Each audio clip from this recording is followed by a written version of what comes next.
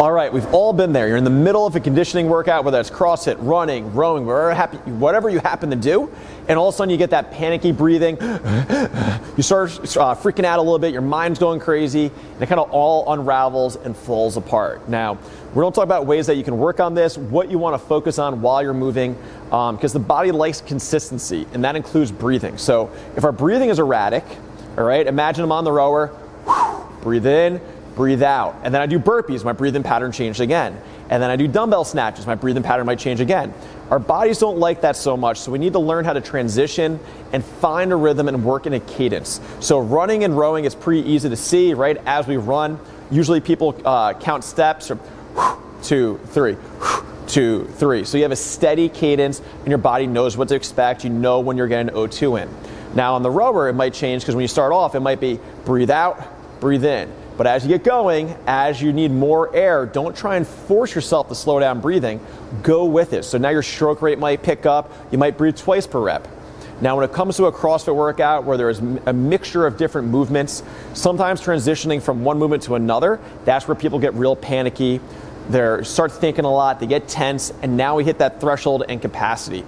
So you have to learn how to find the cadence, find a rhythm, whether that's in sit-ups, burpees, front squats, wherever it happens to be. Because when your body needs air, it needs air. So adjust your movement to go with your breathing. Don't necessarily adjust your breathing to go with your movement, because that's how your body feels like it's starving for air and you get all anxious. And again, you're thresholding, and that's why we slow way down in a workout, and then we kind of settle into this slowly moving through movements and slowly breathing and taking lots of rest. So the way you need to work on this is just kind of be aware of what type of breathing is going on, right? So if we're doing a really fast workout, you might only be able to say 1 or 2 words. If we're doing, so I'm talking like Franish, sub 5 minutes, sub 6 minutes type of deal. If we're doing something that's 12 minutes or so, that sweet spot, 10 to 12, 8 to 12 minutes, you might be able to say 3 or 4 words the whole workout. If we're doing something that's 20, 30 minutes, you should be able to almost speak in full sentences during the workout so we never hit that threshold. Personally, I find the best way to work on this is while I'm warming up on the rower, while I'm running, while I'm in an air bike, to find that rhythm and cadence, to learn how to get the air my body needs, and to learn how to kind of go with that breathing more instead of fighting it and getting anxious, all right? So your body likes consistency. Let's work on it. You can see it in the best CrossFit Games athletes, how they're breathing, that rhythm goes on.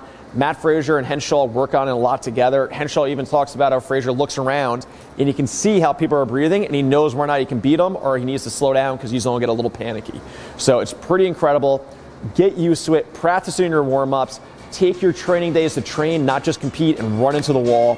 Let's get that breathing down. You'd be surprised how much better you do at your conditioning. Let's take your fitness to a new level. Talk to you guys soon.